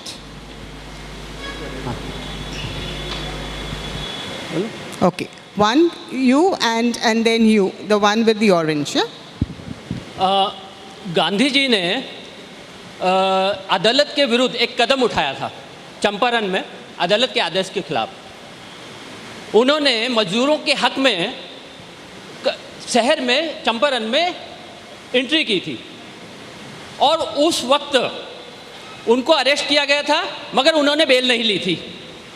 आज ऐसा विरोध हम लोग इन अदालतों के खिलाफ क्यों नहीं कर रहे? इसको सोचना है। आज आपके सामने अरुणाचल प्रदेश में एक वार्डन ने छोटे छोटे बच्चों का बलात्कार किया और उनको जज ने छोड़ दिया, जिसका क्या कहते सुमोटो लेकर चीफ जस्टिस गुवाहाटी ने उनको उसको बेल उसकी मतलब रिजेक्ट करी, लेकिन उस जज को बर्खास्त नहीं किया जिसने ये गलत काम किया था। हम लोग उसका विरोध नहीं कर रहे। अभी आप एक सिंपल सा उदाहरण समझिए, एक इंस्पेक्टर के सामने एक व्यक्ति ने 4 लोगों को तलवार से काटा, इंस्पेक्टर ने उसको पकड़ा और फिर छोड़ दिया, वो फिर अन्य को काटने जा रहा है, तो क्या उस इंस्पेक्टर को खाली ये बोलकर नहीं उसको पकड़ो ऐसे ही बोला जाएगा क्या उस इंस्पेक्टर के ऊपर कार्रवाई नहीं की जाएगी? इसी प्रकार से अदालत के अगर ये जज हमारे सामने ओपनली गलत काम कर रहे हैं, अभी एयर इंडिया के अफसरों के लिए भी उनके ऊपर कहते एक्शन लेने का ऑर्डर हुआ, यहाँ के कहते हैं बॉम्बे हाई कोर्ट के इन्होंने गलत ढंग मतलब ऑर्डर दे दिया, तो ये सब चीज़ें हम क्यों नहीं कर रहे? हमारे पैदा क्यों नहीं हो रहे? हम लोग विरोध क्यों नहीं कर रहे? हम तो करते हैं, लेकिन बाकी क्यों नहीं हो रहे, इसके बारे में थोड़ा सोचना चाहिए। Thank you. Yes, please go ahead. Someone asked about Gandhiji's relevance today, how to do it, and very good speakers, you all have made us understand how Gandhi fought and what we can do. But what made Gandhi Gandhi? That was an incident in South Africa when he traveled in the train and he was thrown out because he was a colored person in a first class compartment. And he stood up to fight injustice. Today we Indians have become very thanda. We are taking injustice and keeping quite silent. We have not grown that quality of Gandhiji. It is not just tolerance. You have to stand up and fight for your right. You have to say it is wrong. You need not be violent. You need not be... You have to be very much non-violent, but you have to be very firm, very strong, very committed. A person who went in the dhoti, who lived his whole life with a dhoti, it's not an easy task. It's a challenge. It's not an easy task. Today... Okay. Can we move on? Because just a moment, the organizers have told that we have to start winding up. So you've made your point, then we can have the gentleman speak. Today we have so much of media in Gandhi's time there was not a newspaper also which everybody read or heard. We have social media and see the crowd today at the symposium. We are not so strong that we can't get 2 or 3 people with us and fill the stands. This is the weakness of today's India. If we want to make Gandhiji relevant today, we need Gandhiji today, if not a big Gandhi, at least small Gandhis in us. We have to be relevant to each other. We go out and speak out with people who are around us, who are with us. Thank you. Yeah. And this will be the last question or comment for this evening. Hi, everyone. Terrorist activities are most dangerous activities in the 21st century or modern era. My question is how to control all terrorist activities across the globe, how to come down at zero level terrorist activities across the globe towards the philosophy of Mahatma Gandhi or peace of Mahatma Gandhi. Just I want your opinion, how to control it across the whole world, terrorist activities at zero level. Try to connect all the points if possible. Beginning with how to bring zero level terrorism, we'll have to first find out what is the root cause of terrorist activities. Because nobody is born a terrorist. Terrorists are made because of the injustice that is being done to them. And that's where we bring in Gandhi, that when Gandhi fought for justice, Gandhi fought for equality. If his ideal of justice and equality is put into practice, if there is no injustice done to anyone, obviously there would not be terrorism. So that is the only way. If somebody is becoming violent, we have to find out the reason why he is becoming violent. And if that can be removed, I'm sure nobody is violent voluntarily. Nobody likes to be violent. It's always, Gandhi himself believed that there is goodness in every heart. Every individual has goodness. There is love. If there is love, then where the hatred came from? The hatred came because of the injustice that was done to the individuals. So if we can have equality and justice, only that, so that is where I say Gandhi is the only way in which we can bring about peace. There is no other way. Violence will never be able to root away violence. It's only through non-violence that we'll be able to root away violence, because darkness cannot destroy darkness. If you have to destroy darkness, you'll have to have light. If you have to destroy hatred, you'll have to have love. And there is love in every heart which will have to be appealed to. The day it is done, our work is done. It is not easy, as people have said. We have to speak up, we have to, and as ma'am also talked about the difficulty, that practical difficulty that we have, the moment we speak up, there is somebody who's going to curb. Freedom of expression is only on paper. It's not in practice. So what are we supposed to do? In the beginning, Irfan sir told me tomorrow there is a rally where they say the theme is Main Gandhi. Main khud Gandhi. So as you rightly said, that if I become Gandhi myself, that is, there is Gandhi in each one of us, and if we decide that we would want to become like Gandhi, nobody can stop us. But the only thing is, we will not be able to do it alone. Though it has to start with one. Gandhi was an expert, and he became popular and he became successful because he could take the movement at the mass level. Masses will have to be involved. Everybody will have to be involved. It has to be the voice which can be heard. So it has to be as loud as it can fall on the deaf ears of the authority. Only then we can achieve the goal that we want to achieve. And just one more minute, if I can take, for the double standards that we talk about. If you say that Gandhi has been accepted as well as rejected, or accepted at one level and rejected at the other level, this is what politics is all about. You speak the language of the people who are there in front of you. That's what our people in authority are an expert in. Okay, so they know in the international market, Gandhi sells. Right? It is only when you talk about Gandhi that the international powers will be attracted towards India. So they know. The person who came into power, though it was against Gandhian ideology from which the person comes, and the first thing that he does is goes down to Gandhi's statue and goes down there. The person whom you have killed, you are going down to that person. That is the contradiction that we actually are witnessing since so many years now. Okay, and democracy has given us power. Sir said it is the democracy for the people, of the people, by the people. Do you think it is by us? Are we doing anything in order to rule the country? We have the power, but how many of us are making use of that power? Okay, so that power needs to be used, and the day Indians will want the India of Gandhi, want from the true sense of the term, if we really want something, then I'm sure the day will not be far that we will have the India of Gandhi's dream. Thank you.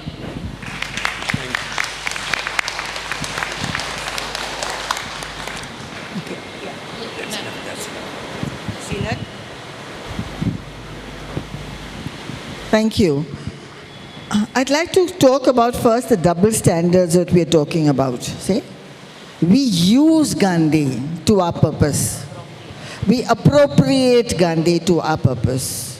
We misuse Gandhi to our purpose. You praise his killers. Today you're not allowed to say anything about them in your country, but you need Gandhi. When the G20 took place, Gandhi was needed, because internationally he is recognized. It is very sad that we have to misappropriate and misuse and manipulate Gandhi. And that is what we are doing. So you see, there are no two ways really. It is only a simple manipulation to win your vote, to win your goodwill, to show who you are, who you're really not. So that is, when you are pretending to be something and you want the world to see you in that light, you need Gandhi. You can't do, his worst enemies cannot do without Gandhi today. Okay? Yes. And one more point I want to make on terrorism that you raised. I think, terrorism is totally to be condemned. It is a violation. There is no way, that terrorism can at any point, at any stage, at any time be condoned. But there are, and I openly, absolutely have written papers on this issue. But there's one question, that recently I had a round table conference where Tushar Gandhi raised one point. He said, look at your insides. Look at your insides. When you take a man and you lynch him, you take a stick and you're beating a man to death. Even animals don't do that. Where is your heart at that time? Where is your mind at that time? What kind of violence and terrorism is that? You see, so the world has come to this point when you don't care. Somebody mentioned that, the Middle East countries and, the Western countries, and they're making the route, and everyone is coming to India. So is economy higher than your morals? That is a question that we have to ask. And that is a question we have to stand for. And when I said that there is no national Gandhian party, I reiterate that we have to have one. We have to create one, a parallel movement where you can say, yes, this is what we believe in, and then move ahead with that. Yeah?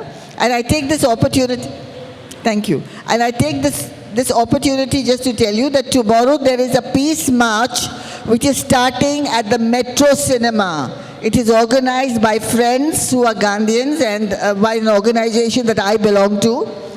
2 o'clock we meet at the Metro Cinema, and we want people to come in large numbers because that is where we are saying, I am Gandhi.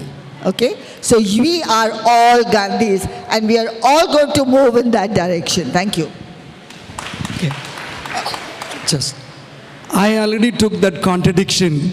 For the global world, Gandhi is being sold, but in India, the assassins are glorified, okay? But then with regard to the conflict, I think where there is injustice, there will be conflict. Now the point is, we can say in India, there is a clash of cultures. The downtrodden, the poor, the marginalized, the minorities, they view India in one way. The powerful upper caste people, they want a different India. So this is played out here. So what we need is, unless we all Indians work together and come up, some people rich, some people are poor, India can never shine. So it is our responsibility that all people in India, they have the dignity of life, and we need to work for it. Thank you. May I say just one sentence? I'm so sorry to say no, just doing the tough moderator's job. I won't even make my final comments as moderator.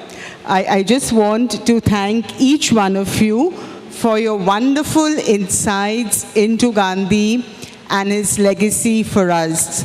And I think his values of Swaraj, Satyagraha, Ahimsa, are very, very relevant today. We need to reclaim that, all these values, not just for an international audience, because as you rightly said, we may do double speak now, but the truth eventually emerges, and we know the controversy with Canada.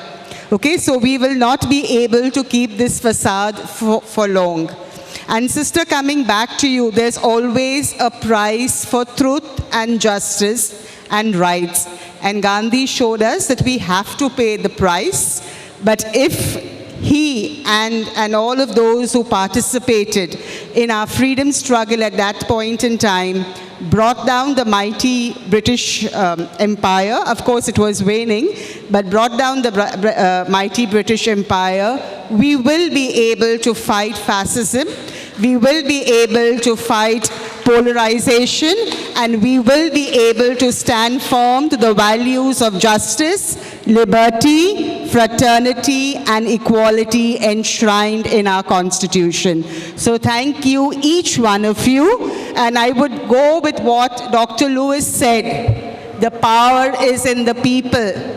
When the people rise, mighty powers, mighty empires, arrogant governments fall. So the power is in you and me, and Gandhiji recognized the power of the one and the power of the last one. Thank you. A big thank you to each one of you for your wonderful insights on Gandhi and its relevance to all of us. Ladies and gentlemen, I want you to give a big clap to our panelists and our moderator. Thank you, Brynel, for summing it up beautifully. I think somebody had asked a question about 3 points. I think you got your points, what you had asked for. Now that we have finally come, I would request all of you who are there, wait for another 5 minutes, that's all. Okay? Such a beautiful session. I think the topic was Gandhi and the idea of India. We came with a lot of ideas which we learned about Gandhi. And we probably will go with a lot of ideas which we need to implement, which are Gandhian ideas, but we never thought of it. Thanks to the panelists and the moderator here, we got to learn of it.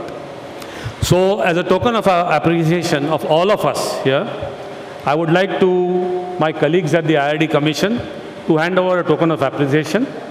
So it is like an idea which will be sowed and will germinate and grow into a wonderful tree. So I request my IRD Commission teams to hand over a token of appreciation. Let's give a big hand.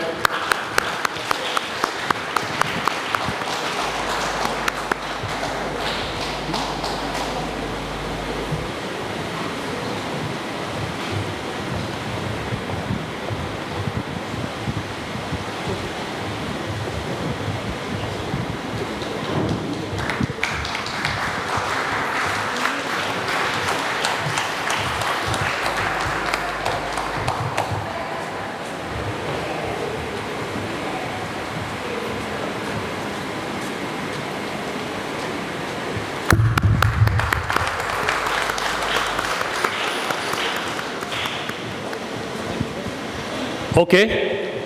With that, I would like to call upon Edelweiss to propose a vote of thanks.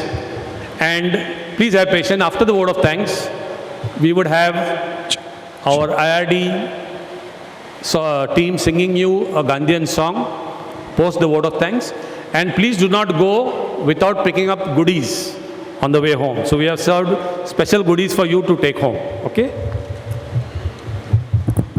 Very quickly, as we pledge to walk like Gandhi did on the path of non-violence and truth, even if it means we have to walk alone, we must stop to appreciate those who inspired us today.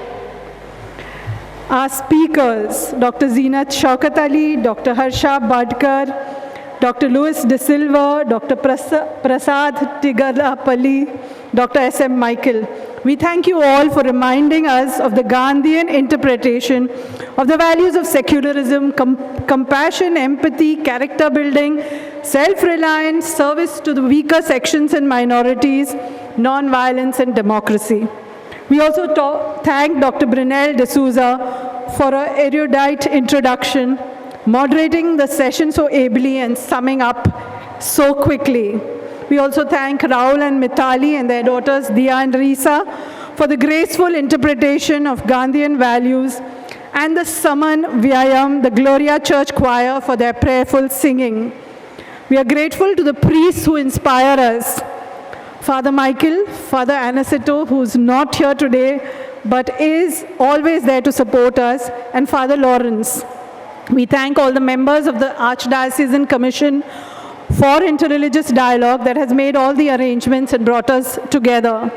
especially mentioning Cardinal Oswald Gracious, who is the inspiration behind all of us. We are thankful to the sisters at St. Joseph's for providing us the venue and all the amenities here. We thank Brian for the sound and Tony Gomes for the catering. And finally, to all of you all here, dignitaries, priests, religious, and people present who took time out to come and support Gandhi's vision of and for India. A big thank you to you all. Let's all remember to serve our great nation, always in the spirit of the founding fathers, by serving all and building bridges of friendship, brotherhood with all. Thank you, everyone. My dear friends, the Mahatma has given us freedom, more than physical freedom. He's shown us how to be free from within, the inner freedom. And not only that, he is the Sabarmati ke Sant tune kar diya kamal. And we ask him to intercede for our nation as we sing this song, and so that our nation may once again tread that same path of true freedom. You can join in because it's a very common song and you'll feel really pepped up as you sing. Join at least in the refrain. दे दी हमें आज़ादी बिना खड्ग बिना ढाल साबरमती के संत तूने कर दिया कमाल रघुपति राघव राजा Ram. Okay, so those are the words.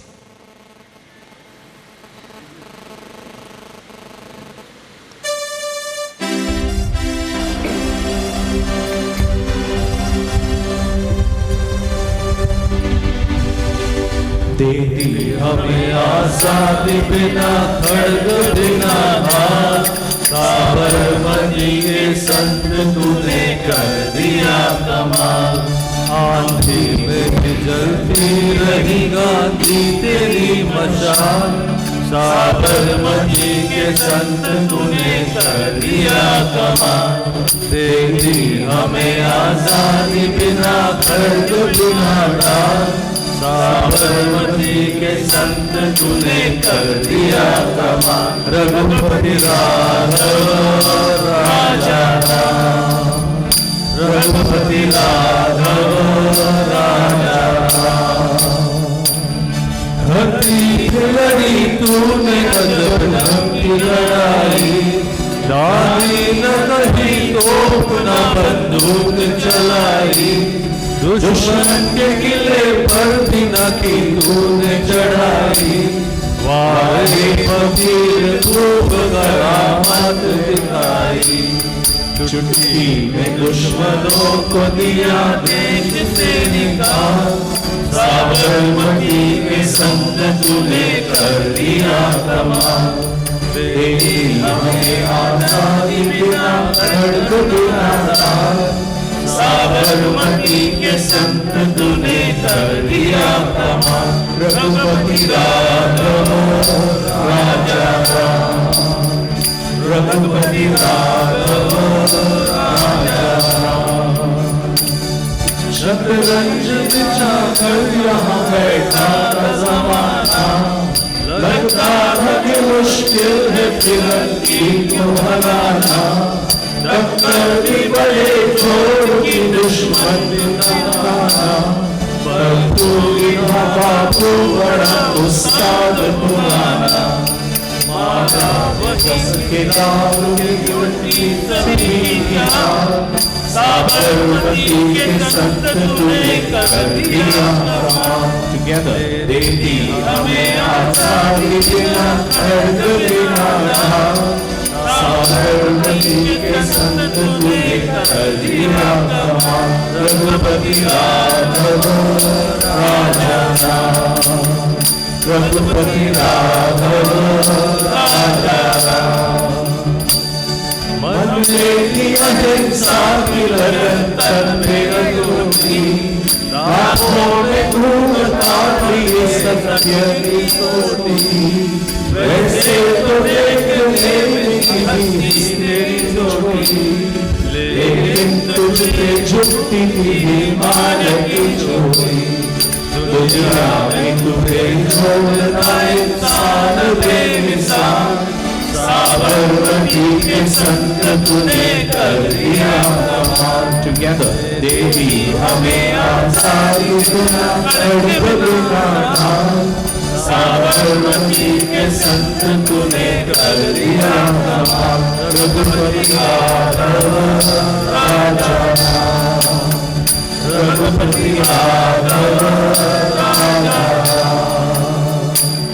तूने वतन की राह पे सब कुछ लुटा दिया मांगा न कोई रक्त न कोई काज भी दिया अमृत दिया सभी को मगर खुद जहर पिया जिस दिन तेरी चिता जली हो जाता महात्मा साबरमती के संग तूने कर दिया कमाल together, देवी हमें आजादी बिना खड्ग बिना साबरमती के संग तूने कर दिया कमाल रघुपति यादव राजा रघुपति यादव राजा रघुपति यादव राजा